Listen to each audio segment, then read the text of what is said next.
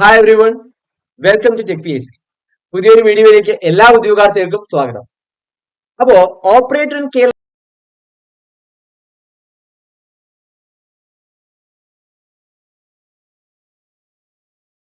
Water authority ധാരാളം ഉദ്യോഗാർത്ഥികൾ കാത്തിരിക്കുന്ന ഒരു പോസ്റ്റാണ്. അപ്പോൾ ഈ ഒരു പരീക്ഷയുടെ കൂടുതൽ ഡീറ്റെയിൽസ് നമുക്ക് എങ്ങനെ കൃത്യമായിട്ട് സിലബസ് കവർ ചെയ്യാം, അതിന് സഹായിക്കുന്ന ഒരു സ്റ്റഡി പ്ലാൻ, കുറച്ച് പ്രിപ്പറേഷൻ ട്രിക്സ് എന്നിവ ഉൾപ്പെടെ ഒരു പ്രിപ്പറേഷൻ മാസ്റ്റർ പ്ലാൻ ആണ് ഇന്ന് ഈ ഒരു വീഡിയോയിലൂടെ നമ്മൾ ഡിസ്കസ് ചെയ്യാനായിട്ട് പോകുന്നത്. നമുക്ക് നേരെ വീഡിയോയിലേക്ക് കിടക്കാം. ആദ്യം തന്നെ ഈ ഒരു എക്സാമിന്റെ നോട്ടിഫിക്കേഷൻ ഡീറ്റെയിൽസ് ഒന്ന് പരിശോധിക്കുകയാണെങ്കിൽ കാറ്റഗറി നമ്പർ നമ്മൾ പരിശോധിക്കുമ്പോൾ 735/2025 ആണ്. നമുക്കറിയാവുന്ന പോലെ കേരള വാട്ടർ അതോറിറ്റി ഡിപ്പാർട്ട്മെന്റിലേക്ക് ഓപ്പറേറ്റർ പോസ്റ്റിലേക്കാണ് നിയമനം നടക്കുന്നത്. 27,200 രൂപ മുതൽ 73,600 രൂപ വരെ സാലറി സ്കെയിൽ പ്രതീക്ഷിക്കാവുന്ന ഒരു പോസ്റ്റാണിത്. ഡയറക്ട് റിക്രൂട്ട്മെന്റ് വഴിയാണ് നിയമനം നടക്കുന്നത്. 18 വയസ്സ് മുതൽ 36 വയസ്സ് വരെ ഏജ് ലിമിറ്റ് ഉള്ളവർക്ക് ഈ ഒരു പോസ്റ്റിലേക്ക് അപ്ലൈ ചെയ്യുവാനും സാധിക്കും. ഓക്കെ, ഇനി നമ്പർ ഓഫ് വേക്കൻസീസ് നോക്കുകയാണെങ്കിൽ ആന്റിസിപ്പേറ്റഡ് നമ്പർ ഓഫ് വേക്കൻസീസ് ആണ്. ഇതുവരെ ആപ്ലിക്കൻസിന്റെ എണ്ണം 19,335 ആപ്ലിക്കൻസ് ആണ്. ആപ്ലിക്കേഷൻ ക്ലോസ് ആയിട്ടുണ്ട്. അപ്പൊ ഇത്രയും ആപ്ലിക്കൻസ് ആണ് നിലവിലുള്ളത്. ഓക്കെ, അപ്പൊ ഇത്രയുമാണ് പ്രധാനമായിട്ട് നമുക്ക് പറയാനുള്ളത്. ഇനി ആർക്കൊക്കെയാണ് ഈ ഒരു പോസ്റ്റിലേക്ക് അപ്ലൈ ചെയ്യാൻ സാധിക്കുമായിരുന്നത് എന്ന് നമ്മൾ പരിശോധിക്കുകയാണെങ്കിൽ നിങ്ങൾക്ക് ഒന്നാമത്തെ ക്വാളിഫിക്കേഷൻ ആയിട്ട് വേണ്ടത് നിങ്ങൾ SLC പാസ്സായിരിക്കുക എന്നുള്ളതാണ്. അതോടൊപ്പം നിങ്ങൾക്കൊരു NTC certificate, national trade certificate, ITI കോഴ്സിന്റെ സർട്ടിഫിക്കറ്റ് നിങ്ങൾക്ക് ഉണ്ടായിരിക്കണം. താഴെ പറയുന്ന ട്രേഡുകളിൽ ഏതെങ്കിലും ഒന്നിലായിരിക്കണം എന്ന് പറയുന്നുണ്ട്. ആ ട്രേഡുകൾ ഇതൊക്കെയാണ്. നിങ്ങൾക്ക് electrician, mechanic motor vehicle, electrical or mechanical ഈ ട്രേഡുകളിൽ ഒരു 2 ഇയർ NTC സർട്ടിഫിക്കറ്റ് ഉണ്ടെങ്കിൽ നിങ്ങൾക്ക് ഈ ഒരു പോസ്റ്റിലേക്ക് അപ്ലൈ ചെയ്യാവുന്നതാണ്. അതോടൊപ്പം മറ്റൊരു ക്വാളിഫിക്കേഷൻ ആയിട്ട് പറയുന്നത് നിങ്ങൾക്ക് Kerala government certificate examination in engineering in electrical, അത് കേരള ഗവൺമെന്റ് ഇഷ്യൂ ചെയ്യുന്ന ഒരു 2 ഇയർ കോഴ്സ് സർട്ടിഫിക്കറ്റ് ആണ്. അപ്പോൾ ഈ ക്വാളിഫിക്കേഷൻ ഉണ്ടെങ്കിലും നിങ്ങൾക്ക് തീർച്ചയായിട്ടും ഈ ഒരു പോസ്റ്റിലേക്ക് അപ്ലൈ ചെയ്യാമായിരുന്നു. ആപ്ലിക്കേഷന്റെ ലാസ്റ്റ് ഡേറ്റ് 4/2/2026 ആയിരുന്നു. Tentative exam schedule August to October ആണ്. PSC കലണ്ടർ 2026 PSC കലണ്ടർ പ്രകാരം ഓഗസ്റ്റ് ടു ഒക്ടോബർ ആ ഒരു ടൈം പീരീഡിലായിരിക്കും ഈ ഒരു പരീക്ഷ നടക്കാനായിട്ട് പോകുന്നത്. അപ്പൊ നമുക്ക് ഓഗസ്റ്റ് ഫസ്റ്റ് വീക്ക് അല്ലെങ്കിൽ മാക്സിമം പോയാൽ സെക്കൻഡ് വീക്കിൽ ഈ ഒരു എക്സാം ഉണ്ടാവും എന്നുള്ള രീതിയിൽ തന്നെ നമ്മുടെ പ്രിപ്പറേഷൻ മുന്നോട്ട് കൊണ്ടുപോവേണ്ടത് വളരെ വളരെ അത്യാവശ്യമുള്ള ഒരു കാര്യമാണ്. ഓക്കെ, അപ്പൊ അത്രയുമാണ് നമുക്ക് അവിടെ ക്വാളിഫിക്കേഷൻ ആയിട്ട് പറയാനുള്ളത്. ഇനി നമ്മൾ ഏതൊരു എക്സാമിന് തയ്യാറെടുക്കുമ്പോഴും അതിന്റെ പ്രീവിയസ് അഡ്വൈസ് ഡീറ്റെയിൽസ് തീർച്ചയായിട്ടും ചെക്ക് ചെയ്തിരിക്കണം. അപ്പോൾ ഈ ഒരു എക്സാമിന്റെ പ്രീവിയസ് അഡ്വൈസ് ഡീറ്റെയിൽസ് നമ്മൾ പരിശോധിക്കുകയാണെങ്കിൽ ഇതിനു മുൻപ് ഈ ഒരു നോട്ടിഫിക്കേഷൻ വന്നത് 2020 അന്ന് കാറ്റഗറി നമ്പർ 211/2020 ആയിരുന്നു. ഡേറ്റ് ഓഫ് എക്സാം 4/2/2022 ആയിരുന്നു. അന്ന് അപ്ലൈ ചെയ്ത കാൻഡിഡേറ്റ്സിന്റെ എണ്ണം 33,618 ആണ്. അപ്പോൾ കാൻഡിഡേറ്റ്സിന്റെ എണ്ണത്തിൽ അപ്ലൈ ചെയ്ത ആപ്ലിക്കൻസിന്റെ എണ്ണത്തിൽ നല്ലൊരു കുറവുണ്ട്. അത് ഒരു നല്ലൊരു കാര്യമാണ്. ഇനി date of effect of rank list എന്ന് പറയുമ്പോൾ 7/2/2023 ആയിരുന്നു. മെയിൻ ലിസ്റ്റിൽ ഉണ്ടായിരുന്നത് 1051 കാൻഡിഡേറ്റ്സ് ആണ്. അന്ന് കട്ട് ഓഫ് മാർക്ക് 44.67 ആയിരുന്നു. ഈ എക്സാമിന് വന്നിട്ടുള്ള മാക്സിമം മാർക്ക് എന്ന് പറയുന്നത് 82.33 ആണ്. ഓക്കെ, ലാസ്റ്റ് 7/2/2026 ഇതുവരെ 599 അഡ്വൈസുകളാണ് ആ ഒരു റാങ്ക് ലിസ്റ്റിൽ നിന്നും നടന്നിട്ടുള്ളത്. റാങ്ക് ലിസ്റ്റ് എക്സ്പയർഡ് ആയിട്ടുണ്ട്. ഓക്കെ, അപ്പൊ ഇത്രയും ഡീറ്റെയിൽസ് ആണ് അതിൽ നിന്ന് മനസ്സിലാക്കാനുള്ളത്. അപ്പൊ നമ്മളൊന്ന് കമ്പയർ ചെയ്യുമ്പോൾ ടോട്ടൽ നമ്പർ ഓഫ് അഡ്വൈസുകൾ നോക്കുക, 600ഓളം അഡ്വൈസുകൾ നടന്നിട്ടുണ്ട്. ഓക്കെ, അപ്പോ ഈ ഒരു എക്സാമിനും ഇപ്പൊ നടക്കാനിരിക്കുന്ന എക്സാമിനും തീർച്ചയായിട്ടും 500ഓളം വേക്കൻസികൾ പ്രതീക്ഷിക്കുന്നുണ്ട്. പക്ഷെ ആപ്ലിക്കൻസിന്റെ എണ്ണം പരിശോധിക്കുകയാണെങ്കിൽ ആപ്ലിക്കൻസിന്റെ എണ്ണത്തിൽ നല്ലൊരു കുറവ് രേഖപ്പെടുത്തിയിട്ടുണ്ട്. അപ്പൊ അത് ഒരു ഉദ്യോഗാർത്ഥിയെ സംബന്ധിച്ചിടത്തോളം വളരെ നല്ലൊരു ഒരു സൂചനയാണ്. ഓക്കെ, ഇനി നമുക്ക് ഈ ഒരു എക്സാമിന് തയ്യാറെടുക്കുമ്പോൾ എന്തൊക്കെയാണ് പഠിക്കേണ്ടത്, അതിന്റെ സിലബസ് ഓവർവ്യൂ ഒന്ന് ചെക്ക് ചെയ്യാം. അപ്പോ നമുക്ക് 14 മൊഡ്യൂൾസിൽ നിന്നാണ് ക്വസ്റ്റ്യൻസ് പ്രതീക്ഷിക്കാവുന്നത്. അതിൽ ഒന്നാമത്തെ മൊഡ്യൂൾ എന്ന് പറയുമ്പോൾ ഫണ്ടമെന്റൽസ് ഓഫ് ഇലക്ട്രിസിറ്റി ആണ്. 15 മാർക്കിന്റെ ചോദ്യങ്ങളാണ് അവിടെ നിന്ന് പ്രതീക്ഷിക്കാവുന്നത്. ശേഷം electrostatics and electromagnetism 5 മാർക്കിന്റെ ചോദ്യം. Fundamentals of AC system 5 mark. Measurements and measuring instruments 5 mark. Safety, first aid, batteries and solar cell 5 mark. Wiring accessories 5 mark. 7ാമത്തെ മൊഡ്യൂൾ DC മെഷീൻസ് ആണ് 5 മാർക്ക്. 8ാമത്തെ മൊഡ്യൂൾ AC മെഷീൻസ് ആണ്, അതും 5 മാർക്കിനാണ്. Digital electronics ആണ് 9ാമത്തെ module, 5 മാർക്കിന്റെ weightage ആണുള്ളത്. 10ാമത്തെ module power electronics ആണ്, 5 മാർക്കിന്റെ വെയിറ്റേജ് ആണുള്ളത്. അതിനുശേഷം 11, 12, 13, 14 എന്നീ മൊഡ്യൂളുകൾക്ക് 10 മാർക്കിന്റെ വീതം വെയിറ്റേജ് ആണ് തന്നിട്ടുള്ളത്. 11ാമത്തെ മൊഡ്യൂൾ പമ്പ് ആൻഡ് ഫാസ്റ്റനിങ്, 12ാമത്തെ മൊഡ്യൂൾ IC എഞ്ചിൻസ്, 13ാമത്തെ മൊഡ്യൂൾ പവർ ട്രാൻസ്മിഷൻ, 14ാമത്തെ മൊഡ്യൂൾ ഫ്ലൂയിഡ് വാൽവ്സ്. അപ്പൊ അങ്ങനെയാണ് മൊഡ്യൂൾസ് വരുന്നത്. ആകെ 14 മൊഡ്യൂൾസിൽ നിന്നാണ് ചോദ്യങ്ങൾ പ്രതീക്ഷിക്കാവുന്നത്. ഓക്കെ, അപ്പോ ഈ ഒരു പരീക്ഷയ്ക്ക് തയ്യാറെടുക്കുമ്പോൾ നമ്മൾ ഏതൊക്കെ റെഫറൻസ് ബുക്സും അതുപോലെ ഏതൊക്കെ റെഫറൻസ് ക്വസ്റ്റ്യൻ പേപ്പേഴ്സുമാണ് യൂസ് ചെയ്യേണ്ടത് എന്ന് നമുക്ക് നോക്കാം. അപ്പോൾ നമുക്കറിയാം, ഒരു എക്സാമിന് പ്രിപ്പയർ ചെയ്യുമ്പോൾ, പ്രത്യേകിച്ച് ഒരു കോമ്പറ്റേറ്റീവ് എക്സാമിന് പ്രിപ്പയർ ചെയ്യുമ്പോൾ നമ്മൾ തീർച്ചയായിട്ടും സിലബസ് കംപ്ലീറ്റ് ആക്കിയിരിക്കണം. അതോടൊപ്പം പ്രീവിയസ് ഇയർ ക്വസ്റ്റ്യൻസും മറ്റ് എല്ലാ ടൈപ്പ് ഓഫ് ക്വസ്റ്റ്യൻസും പ്രാക്ടീസ് ചെയ്തിരിക്കണം. അത് വളരെ ഇമ്പോർട്ടന്റ് ആണ്. അപ്പൊ അതിനായിട്ട് നമ്മളെ സഹായിക്കുന്ന കുറച്ച് റെഫറൻസുകളാണ് നമ്മൾ ഇനി നോക്കാനായിട്ട് പോകുന്നത്. ITA pump operator cum mechanic NIMI based books നിങ്ങൾക്ക് പ്രിപ്പറേഷൻ ആയിട്ട് യൂസ് ചെയ്യാം. ITA ഇലക്ട്രീഷ്യന്റെ നിമി ബേസ്ഡ് ബുക്സ് യൂസ് ചെയ്യാവുന്നതാണ്. ITA pump operator cum mechanic NIMI based assignment questions and PYQs, അത് നിങ്ങൾക്ക് ക്വസ്റ്റ്യന്റെ റെഫറൻസ് ആയിട്ട് യൂസ് ചെയ്യാം. ITA electrician NIMI based assignment questions and PYQs, അതിന്റെ പ്രീവിയസ് ഇയർ ക്വസ്റ്റ്യൻസ് നമുക്ക് യൂസ് ചെയ്യാവുന്നതാണ്.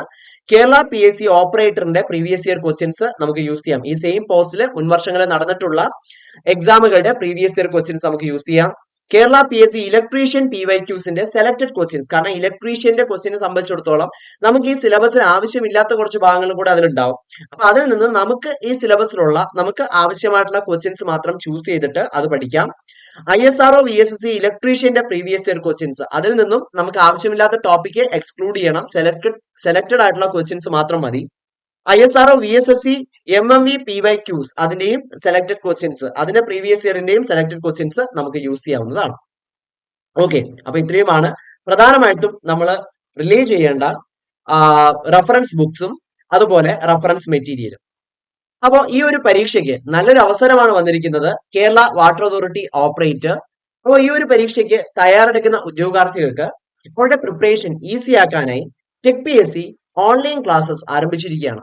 ഓൺലൈൻ ക്ലാസ്സുകളുടെ ഏറ്റവും പുതിയ ബാച്ച് ആരംഭിച്ചിരിക്കുകയാണ്. അപ്പോൾ ഈ കോഴ്സുകളുടെ പ്രത്യേകത എന്ന് പറയുന്നത്, മുൻ വർഷങ്ങളിലും ധാരാളം വിജയികളെ സൃഷ്ടിച്ചിട്ടുള്ള പരിചയസമ്പന്നരായ അധ്യാപകരാണ് ഈ വർഷവും ഈ ക്ലാസ്സുകൾ നയിക്കുന്നത്. അപ്പോൾ ഫുൾ സിലബസ് ബേസ്ഡ് ആയിട്ടുള്ള ക്ലാസ്സുകൾ, ലൈവ് സെഷൻസും റെക്കോർഡഡ് സെഷൻസും നിങ്ങൾക്ക് ലഭിച്ചുകൊണ്ടിരിക്കും. അതോടൊപ്പം ഫുൾ സിലബസ് ബേസ്ഡ് ആയിട്ടുള്ള ക്യാപ്സ്യൂൾ നോട്ട്സും മറ്റ് സ്റ്റഡി മെറ്റീരിയൽസും PDF ഫോർമാറ്റിൽ, ഡൗൺലോഡബിൾ ആയിട്ടുള്ള PDF ഫോർമാറ്റിൽ നിങ്ങൾക്ക് ലഭിക്കുമെന്നുള്ളതാണ്.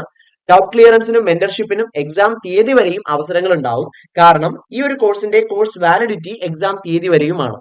അതോടൊപ്പം ഡീറ്റെയിൽഡ് എക്സ്പ്ലനേഷനോട് കൂടിയ ടോപ്പിക് വൈസ് എക്സാമുകൾ എഴുതാനുള്ള അവസരങ്ങൾ, ഫുൾ സിലബസ് ബേസ്ഡ് ആയിട്ടുള്ള മോക്ക് ടെസ്റ്റുകൾ അറ്റൻഡ് ചെയ്യാനുള്ള അവസരങ്ങൾ എന്നിവ തീർച്ചയായിട്ടും ഈ ഒരു കോഴ്സിലൂടെ നിങ്ങൾക്ക് ലഭിക്കും. അപ്പോൾ പ്രീവിയസ് ഇയർ ക്വസ്റ്റ്യൻസും ടോപ്പിക് വൈസ് ക്വസ്റ്റ്യൻസും പ്രാക്ടീസ് ചെയ്യുന്നതിന്റെയും മോക്ക് ടെസ്റ്റുകൾ അറ്റൻഡ് ചെയ്യുന്നതിന്റെയും പ്രാധാന്യം, ഒരു കോമ്പറ്റേറ്റീവ് എക്സിനെ സംബന്ധിച്ചിടത്തോളം അതിന്റെ പ്രാധാന്യം നമുക്ക് അറിയാവുന്നതാണ്. സോ അതിനുള്ള എല്ലാ അവസരങ്ങളും ഈ കോഴ്സിലൂടെ നിങ്ങൾക്ക് ലഭിക്കുന്നതായിരിക്കും. അപ്പോൾ ഈ കോഴ്സിനെ കുറിച്ചുള്ള കൂടുതൽ ഡീറ്റെയിൽസ് അറിയുന്നതിനും കോഴ്സിനെ കുറിച്ച് എന്തെങ്കിലും ഡൗട്ട് ഉണ്ടെങ്കിലും അതുപോലെ ഈ കോഴ്സിലേക്ക് ജോയിൻ ചെയ്യുന്നതിനും അഡ്മിഷൻ നേടുന്നതിനുമായിട്ട് ഇപ്പോൾ തന്നെ ടെക് PSC ആപ്പ് ഡൗൺലോഡ് ചെയ്തോളൂ. കൂടുതൽ വിവരങ്ങൾക്കായിട്ട് സ്ക്രീനിന്റെ താഴെ കാണുന്ന നമ്പറിൽ ഞങ്ങളെ കോൺടാക്ട് ചെയ്യാവുന്നതാണ്. ഇനി നമ്മൾ ചെക്ക് ചെയ്യാനായിട്ട് പോകുന്നത് നമുക്ക് എഫക്റ്റീവ് ആയിട്ട് യൂസ് ചെയ്യാൻ പറ്റുന്ന ഒരു സ്റ്റഡി പ്ലാൻ ആണ്. ഓക്കെ, അപ്പോ നമുക്ക് എക്സാം ഷെഡ്യൂൾ ഓൾറെഡി വന്നു കഴിഞ്ഞു. അപ്പൊ എക്സാം ഷെഡ്യൂൾ പ്രകാരം ഏകദേശം ഒരു ഓഗസ്റ്റ് ഫസ്റ്റ് വീക്കിൽ തന്നെ പരീക്ഷ നടക്കും എന്നുള്ളത് തന്നെയാണ് നമുക്ക് ഇപ്പോ പ്രതീക്ഷിക്കാവുന്നത്. അപ്പോൾ ഓഗസ്റ്റില് നമുക്ക് എന്ത് ചെയ്യണം, പൂർണ്ണമായിട്ടും സിലബസ് കവർ ചെയ്യണം. ബാക്കിയുള്ള എല്ലാ കാര്യങ്ങളും നമ്മൾ പ്രീവിയസ് ഇയർ ക്വസ്റ്റ്യൻസും അതുപോലെ മോക്ക് ടെസ്റ്റുകളും റിവിഷനും എല്ലാ സ്റ്റെപ്സും നമ്മൾ ഓഗസ്റ്റോടെ കവർ ചെയ്തിരിക്കണം എന്നുണ്ടെങ്കിൽ നമുക്ക് അതിന് പ്രോപ്പർ ആയിട്ടുള്ള ഒരു സ്റ്റഡി പ്ലാൻ, ഒരു സ്റ്റഡി മെത്തേഡ് ആവശ്യമാണ്. സോ നമുക്ക് വളരെ എഫക്റ്റീവ് ആയിട്ട് യൂസ് ചെയ്യാൻ പറ്റുന്ന ഒരു സ്റ്റഡി പ്ലാൻ നമുക്ക് ചെക്ക് ചെയ്യുകയാണെങ്കിൽ ഏപ്രിൽ 10 മുതൽ 13 വരെ ഉള്ള ദിവസങ്ങളിൽ ഒന്നാമത്തെ മൊഡ്യൂൾ ആയിട്ടുള്ള ഫണ്ടമെന്റൽ ഇലക്ട്രിസിറ്റി നമുക്ക് പഠിക്കാം. ഓക്കെ, ഫസ്റ്റ് മൊഡ്യൂൾ ആണ് ഫണ്ടമെന്റൽ ഇലക്ട്രിസിറ്റി. 15 മാർക്കാണ് ആ ഒരു ടോപ്പിക്കിന്റെ വെയിറ്റേജ് എന്ന് പറയുന്നത്. അപ്പോൾ ആദ്യത്തെ 3 ദിവസങ്ങൾ പൂർണ്ണമായും സബ്ജക്ട് കവറേജിന്, അതിന്റെ സിലബസ് കവറേജിന് വേണ്ടിയിട്ടാണ് നമ്മൾ യൂസ് ചെയ്യേണ്ടത്. അടുത്തത് ഏപ്രിൽ 14 തൊട്ടടുത്ത ദിവസം നമുക്ക് ഇതിന്റെ ക്വിക്ക് റിവിഷനും അതുപോലെ സ്മാർട്ട് നോട്ട് മേക്കിങ്ങിനുമായിട്ട് യൂസ് ചെയ്യാം. ഏപ്രിൽ 15 ഒരു ടോപ്പിക് വൈസ് ടെസ്റ്റോട് കൂടി ഈ ഒരു ഫസ്റ്റ് മോഡ്യൂൾ നമുക്ക് പൂർണ്ണമാക്കാം. അപ്പൊ നമ്മൾ ശ്രദ്ധിക്കേണ്ട ഒരു കാര്യം, ഈ ആദ്യം കുറച്ച് ദിവസം നമ്മൾ പഠിക്കുന്നു, അതിനുശേഷം നമ്മൾ അതിനെ പ്രോപ്പറായിട്ട് റിവൈസ് ചെയ്യുന്നു, അതിന്റെ സ്മാർട്ട് നോട്ട്സും മറ്റു കാര്യങ്ങളും എല്ലാം നമ്മൾ ചെയ്യുന്നു, നമ്മൾ പൂർണ്ണമായിട്ടും ആ ഒരു സിലബസിനെ അനാലിസിസ് ചെയ്യുന്നു. അതിനുശേഷമാണ് നമ്മൾ ടോപ്പിക് വൈസ് ടെസ്റ്റ് അറ്റൻഡ് ചെയ്യുന്നത്. അതോടെ ആ ഒരു മോഡ്യൂൾ കഴിഞ്ഞു എന്ന് വിചാരിക്കരുത്. ഒരു ദിവസം പഠിക്കുന്ന കാര്യങ്ങൾ കൃത്യമായിട്ടും തൊട്ടടുത്ത ദിവസം റിവിഷൻ ചെയ്യേണ്ടത് വളരെ അത്യാവശ്യമാണ്. അതുകൊണ്ട് നമ്മൾ പഠിക്കുന്ന സമയത്ത് തന്നെ സ്മാർട്ട് നോട്ട് മേക്കിംഗ് അതിന്റെ കൂടെ തന്നെ പ്രാക്ടീസ് ചെയ്ത് പോകേണ്ട ഒരു ശീലമാണ്. കാരണം സിമ്പിൾ ആയിട്ടുള്ള ഷോർട്ട് നോട്ട്സ് വഴി നമുക്ക് റിവിഷൻ വളരെ എഫക്റ്റീവ് ആയിട്ടും വളരെ കുറഞ്ഞ സമയത്തിലും ചെയ്തു തീർക്കാനായിട്ട് പറ്റും.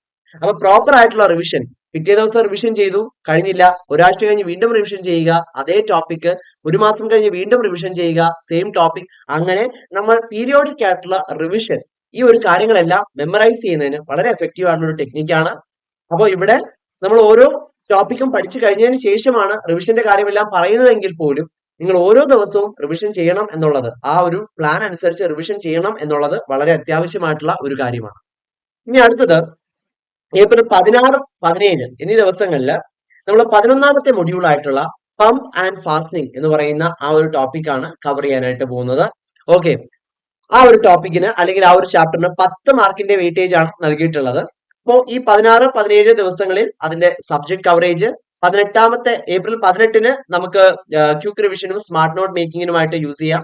ഏപ്രിൽ 19 നമുക്ക് ടോപ്പിക് വൈസ് ടെസ്റ്റ് അറ്റൻഡ് ചെയ്യാനായിട്ട് യൂസ് ചെയ്യാം. ഓക്കെ, അപ്പൊ ടെസ്റ്റ് അറ്റൻഡ് ചെയ്ത് കഴിയുമ്പോഴാണ് നമുക്ക് എവിടെയൊക്കെയാണ് ഗ്യാപ്സ് വന്നിട്ടുള്ളത്, എവിടെയൊക്കെയാണ് നമ്മൾ ബുദ്ധിമുട്ടുള്ള ഏരിയാസ് എന്നിവയെല്ലാം മനസ്സിലാക്കാനായിട്ട് സാധിക്കുള്ളൂ. അപ്പൊ അത് റെക്ടിഫൈ ചെയ്യാനും മറ്റുമായിട്ട് ആ ദിവസം ബാക്കി യൂസ് ചെയ്യണം. ഓക്കെ, അത് വളരെ ഇമ്പോർട്ടന്റ് ആണ്. റിവിഷൻ എല്ലാ ദിവസവും നമ്മൾ ചെയ്യുകയും വേണം. ഈ രണ്ട് കാര്യങ്ങൾ പ്രത്യേകം ശ്രദ്ധിക്കാം. അടുത്തത് ഏപ്രിൽ 20, 21 ഈ ദിവസങ്ങളിൽ നമുക്ക് 2ാമത്തെ മൊഡ്യൂൾ ആയിട്ടുള്ള ഇലക്ട്രോസ്റ്റാറ്റിക്സ് ആൻഡ് മാഗ്നറ്റിസം പഠിക്കാം. 5 മാർക്കിന്റെ വെയിറ്റേജ് ആണ് നൽകിയിട്ടുള്ളത്. അപ്പോൾ അതിന്റെ ഈ ദിവസങ്ങളിൽ ഏപ്രിൽ 20, 21 ദിവസങ്ങളിൽ അതിന്റെ subject coverage, April 22 quick revision smart note making, April 23 അതിന്റെ ടോപ്പിക് വൈസ് ടെസ്റ്റ് എന്നിവ നമുക്ക് അറ്റൻഡ് ചെയ്യാവുന്നതാണ്. അതിനുശേഷം 24, 25 ഈ ഡേറ്റില് മൊഡ്യൂൾ 3 ആണ്, ഫണ്ടമെന്റൽസ് ഓഫ് AC സിസ്റ്റം ആണ് നമ്മൾ ഡിസ്കസ് ചെയ്യാനായിട്ട് പോകുന്നത്. 5 മാർക്കിന്റെ വെയിറ്റേജ് ഉള്ള മൊഡ്യൂൾ ആണ്. ആ 24, 25 ഡേറ്റുകളിൽ അതിന്റെ പൂർണ്ണമായിട്ടുള്ള സബ്ജക്ട് കവറേജ്, 26 റിവിഷൻ, 27 അതിന്റെ ടോപ്പിക് വൈസ് ടെസ്റ്റ് എന്ന രീതിയിലാണ് നമ്മൾ മുന്നോട്ട് കൊണ്ടുപോകേണ്ടത്. ഏപ്രിൽ 28 to 30 ഈ ദിവസങ്ങളിൽ നമുക്ക് IC എൻജിൻസ് എന്ന് പറയുന്ന 12ാമത്തെ മൊഡ്യൂൾ ആണ് പഠിക്കേണ്ടത്. Okay, IC engines. അപ്പോൾ ഈ ഒരു ടോപ്പിക് 10 മാർക്കിന്റെ വെയിറ്റേജ് ഉള്ള ടോപ്പിക്കാണ്. അപ്പോൾ ആ 3 ദിവസങ്ങളിൽ 28 മുതൽ 30 വരെയുള്ള ആ 3 ദിവസങ്ങളിൽ നമ്മൾ പൂർണ്ണമായിട്ടും സിലബസ് മനസ്സിലാക്കുന്നു, സബ്ജക്ട് കവർ ചെയ്യുന്നു. മെയ് 1 ഇതിന്റെ ക്വിക്ക് റിവിഷനും സ്മാർട്ട് നോട്ട് മേക്കിങ്ങും, മെയ് 2 ഇതിന്റെ ടോപ്പിക് വൈസ് ടെസ്റ്റും നമ്മൾ അറ്റൻഡ് ചെയ്യാണ്. ഇനി മെയ് 3, 4 എന്നീ ദിവസങ്ങളിൽ 4ാമത്തെ മൊഡ്യൂളാണ് നമ്മൾ ഡിസ്കസ് ചെയ്യാനായിട്ട് പോകുന്നത് അല്ലെങ്കിൽ പഠിക്കാനായിട്ട് പോകുന്നത്. മെഷർമെന്റ്സ് ആൻഡ് മെഷറിംഗ് ഇൻസ്ട്രുമെന്റ്സ് അതാണ് ടോപ്പിക്. ഓക്കെ, 5 മാർക്കിന്റെ വെയിറ്റേജ് ഉള്ള ടോപ്പിക് ആണ്. അപ്പോൾ പൂർണ്ണമായിട്ടുള്ള സബ്ജക്ട് കവറേജിന് ആ 2 ദിവസങ്ങൾ മെയ് 5 ക്വിക്ക് റിവിഷനും സ്മാർട്ട് നോട്ട് മേക്കിങ്ങിനുമായിട്ട് നമ്മൾ യൂസ് ചെയ്യുന്നു. May 6 topic wise test attend ചെയ്യാനായിട്ട് നമ്മൾ യൂസ് ചെയ്യുന്നു. അങ്ങനെ അത് പൂർത്തിയാക്കുന്നു. ഇനി മെയ് 7, 8 ദിവസങ്ങളിൽ 5ാമത്തെ മൊഡ്യൂൾ ആയിട്ടുള്ള safety, first aid, batteries and solar cell എന്ന ടോപ്പിക്കാണ് നമ്മൾ പഠിക്കാനായിട്ട് പോകുന്നത്. 5 മാർക്കിന്റെ വെയിറ്റേജ് ഉള്ള ടോപ്പിക്കാണ്. അപ്പോൾ സബ്ജക്ട് കവറേജിനായിട്ട് ആദ്യത്തെ 2 ദിവസങ്ങൾ മെയ് 9 ക്വിക്ക് റിവിഷനും സ്മാർട്ട് നോട്ട് മേക്കിങ്ങിനുമായിട്ട് നമ്മൾ യൂസ് ചെയ്യുന്നു. മെയ് 10 അതിന്റെ ടോപ്പിക് വൈസ് ടെസ്റ്റ് അറ്റൻഡ് ചെയ്യുന്നു. ഓക്കെ, ഇങ്ങനെ 5ാമത്തെ മൊഡ്യൂള് മെയ് 7 മുതൽ 10 വരെയുള്ള ദിവസങ്ങൾ കൊണ്ട് പൂർണ്ണമായിട്ടും കവർ ചെയ്യാണ്. മെയ് 11, 12 എന്നീ ദിവസങ്ങളിൽ 6ാമത്തെ മൊഡ്യൂളാണ് നമ്മൾ പഠിക്കാനായിട്ട് പോകുന്നത്. 6ാമത്തെ മൊഡ്യൂൾ നമുക്കറിയാം വയറിംഗ് ആക്സസറീസ് ആണ്. 5 മാർക്കിന്റെ വെയിറ്റേജ് ഉള്ള മൊഡ്യൂളാണ്. അപ്പോൾ സബ്ജക്ട് കവറേജിനായിട്ട് ആദ്യത്തെ 2 ദിവസങ്ങൾ മെയ് 13 ഇതിന്റെ ക്വിക്ക് റിവിഷൻ, 14 ഇതിന്റെ ടോപ്പിക് ടെസ്റ്റ് എന്നിവ അറ്റൻഡ് ചെയ്യാം. മെയ് 15 മുതൽ 18 വരെയുള്ള തീയതികളിൽ 13ാമത്തെ മൊഡ്യൂൾ ആയിട്ടുള്ള 10 മാർക്കിന്റെ വെയിറ്റേജ് ഉള്ള പവർ ട്രാൻസ്മിഷൻ ആണ് നമ്മൾ പഠിച്ചു തീർക്കാനായിട്ട് പോകുന്നത്. അതിനുശേഷം മെയ് 19 അതിന്റെ റിവിഷനും മെയ് 20 അതിന്റെ ടോപ്പിക് ടെസ്റ്റും നമുക്ക് അറ്റൻഡ് ചെയ്യാം. അടുത്തത് മെയ് 21, 22 എന്നീ ദിവസങ്ങളിൽ 7ാമത്തെ മൊഡ്യൂൾ 5 മാർക്കിന്റെ വെയിറ്റേജ് ഉള്ള DC മെഷീൻസ് ആണ് നമ്മൾ ഡിസ്കസ് ചെയ്യാനായിട്ട് പോകുന്നത് അല്ലെങ്കിൽ പഠിക്കാനായിട്ട് പോകുന്നത്. മെയ് 23 അതിന്റെ ക്വിക്ക് റിവിഷനും സ്മാർട്ട് നോട്ട് മേക്കിങ്ങും, മെയ് 24 അതിന്റെ ടോപ്പിക് വൈസ് ടെസ്റ്റ് എന്നിങ്ങനെയാണ് ആ ഒരു മൊഡ്യൂൾ പ്രോഗ്രസ് ചെയ്യുന്നത്. എട്ടാമത്തെ മൊഡ്യൂൾ ആയിട്ടുള്ള 5 മാർക്കിന്റെ വെയിറ്റേജ് ഉള്ള AC മെഷീൻസ് നമ്മൾ സബ്ജക്ട് കവറേജ് ചെയ്യേണ്ടത് മെയ് 25 മുതൽ 26 വരെ, അതായത് 25, 26 തീയതികളിലാണ്. 27-ന് അതിന്റെ ക്വിക്ക് റിവിഷനും സ്മാർട്ട് നോട്ട് മേക്കിങ്ങും 28-ന് അതിന്റെ ടോപ്പിക് വൈസ് ടെസ്റ്റും അറ്റൻഡ് ചെയ്യാണ്. ഓക്കെ, 14-ാമത്തെ മൊഡ്യൂൾ ആയിട്ടുള്ള 10 മാർക്കിന്റെ വെയിറ്റേജ് ഉള്ള ഫ്ലൂയിഡ് വാൽവ്സ് 29 മുതൽ ജൂൺ 1 വരെയുള്ള ആ ഒരു പീരീഡിലാണ് നമ്മൾ തീർക്കുന്നത്. 10 മാർക്കിന്റെ വെയിറ്റേജ് ആണുള്ളത്. അപ്പോൾ ഈ ടോപ്പിക്, ഈ ഒരു 14-ാമത്തെ മൊഡ്യൂൾ ആ ഡേറ്റിൽ തീർത്തിട്ട് ജൂൺ 2-ാം തീയതി അതിന്റെ റിവിഷനും ജൂൺ 3-ാം തീയതി അതിന്റെ ടോപ്പിക് വൈസ് ടെസ്റ്റും നമ്മൾ അറ്റൻഡ് ചെയ്യാണ്. ഓക്കെ, ഇത്തരത്തിലാണ് നമ്മൾ നമ്മുടെ പ്രിപ്പറേഷൻ മുന്നോട്ട് കൊണ്ടുപോകുന്നത്. ഓക്കെ ആണല്ലോ? യെസ്. ഇനി ജൂൺ 4 മുതൽ 6 വരെ 9-ാമത്തെ മൊഡ്യൂൾ. 9-ാമത്തെ മൊഡ്യൂൾ എന്ന് പറയുമ്പോൾ ഡിജിറ്റൽ ഇലക്ട്രോണിക്സ് ആണ്. 5 മാർക്കിന്റെ വെയിറ്റേജ് ഉള്ള മൊഡ്യൂൾ ആണ്. അത് കവർ ചെയ്യുന്നു. ജൂൺ 7-ാം തീയതി അതിന്റെ റിവിഷനും ജൂൺ 8-ാം തീയതി അതിന്റെ ടോപ്പിക് വൈസ് ടെസ്റ്റുമാണ് നമ്മൾ അറ്റൻഡ് ചെയ്യാനായിട്ട് പോകുന്നത്. അടുത്തത് ജൂൺ 9 മുതൽ 11 വരെ 10-ാമത്തെ മൊഡ്യൂൾ ആയിട്ടുള്ള പവർ ഇലക്ട്രോണിക്സ് ആണ് നമ്മൾ ഡിസ്കസ് ചെയ്യാനായിട്ട് പോകുന്നത്. 5 മാർക്കിന്റെ വെയിറ്റേജ് ഉള്ള മൊഡ്യൂൾ ആണ്.